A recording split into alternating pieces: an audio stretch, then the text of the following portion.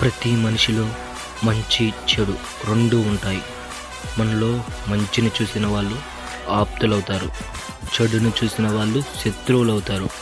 రెండింటిని సమానంగా చూసిన వాళ్ళే మనల్ని ప్రేమించిన వాళ్ళు అవుతారు. ఎదుటివారిలో తప్పులు వెతకడమే పనిగా పెట్టుకుంటే బంధువులు, స్నేహితులు ఎవ్వరూ మిగలరు. ఎవ్వరిని తప్పు పట్టవద్దు, నిందించవద్దు.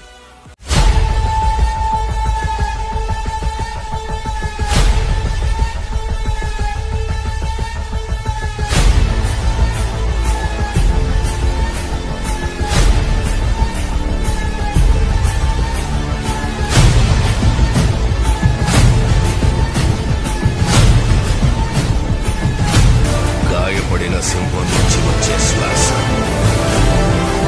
గర్జన కన్నా భయంకరంగా ఉంది.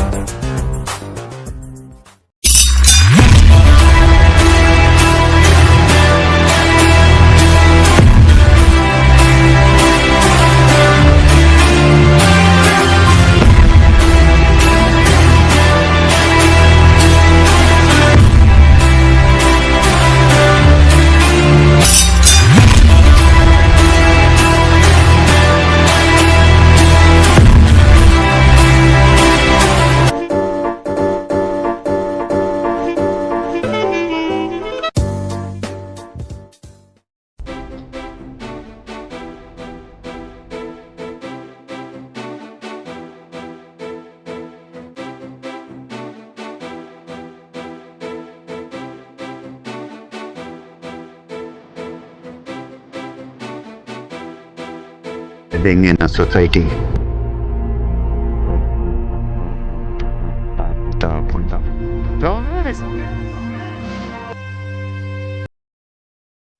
సార్, యుద్ధం చేతకొన్నాడే ధర్మం గురించి మాట్లాడతారు సార్. సార్, ఒక కుక్కను వదిలేసి అది ఏ ఇంటికి వెళ్తే అది నాదే, అడిగితే తంతాను అంటే ఇమ్మోర్లా కాదా సార్? అదే ఒక గుర్రాన్ని వదిలి అది ఎంతవరకు వెళ్తే అంతా నాదే, ఆపితే నరికేస్తాను అనే కాన్సెప్ట్.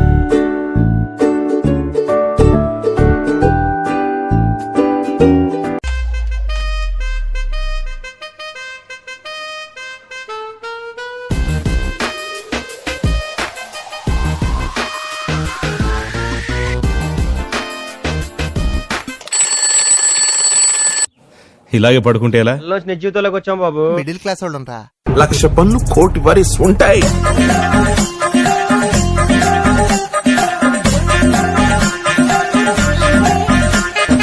ప్రతి మిడిల్ క్లాస్ ఫ్యామిలీలో కొడుకుల పరిస్థితి ఇంతే.